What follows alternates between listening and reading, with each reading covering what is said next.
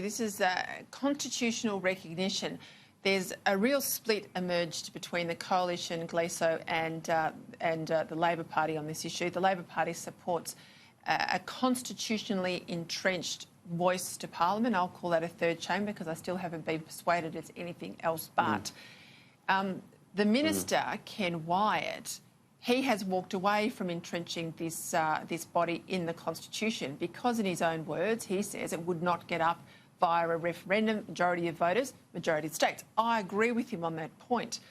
But then he says, and this is where I think he gets himself into trouble, he says because the vote won't get up via the people in a referendum, we in the Parliament will legislate it anyway. Now, that just smacks of going around the will of the people. If you know the people don't want it via a referendum, they don't want their parliamentarians to do it either.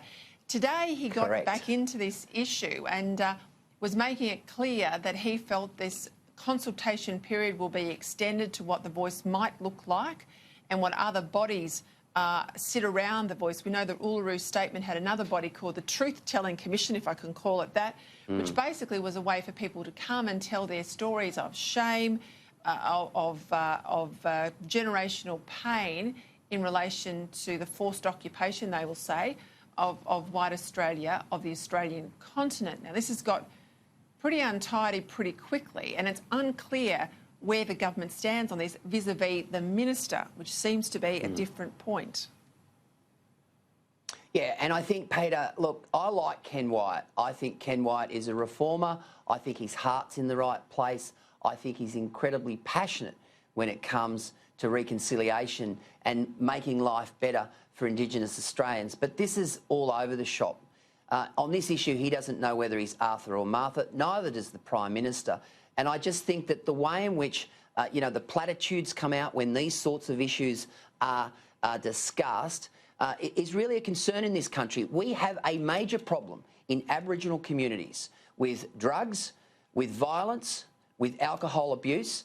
And, we want to have these debates on the sideline about how we actually manage those problems. We want to have debates about whether January 26th is the right day to celebrate Australia Day, while at the same time it's like, Nero fiddles while Rome is burning. Well, at the same time, we've got, really terrible, terrible issues in the bush. And I loved it when Tony Abbott was appointed as the envoy, the Aboriginal envoy, because he does understand Aboriginal Australia. And while I empathise with WYATT, while I think WYATT's heart is in the right place, I think he's all over the shop on this. Just get on with the business of managing the portfolio in a proper and timely manner.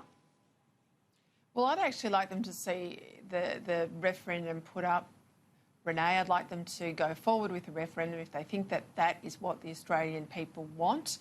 And if it fails, it's on the government's head, I think, for pushing something that I would regard as dividing Australians, not uniting Australians.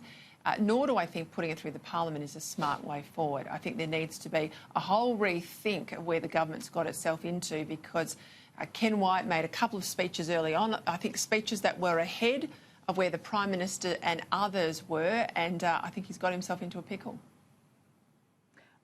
Peter, my first job as a journalist more than 20 years ago now was on Thursday Island.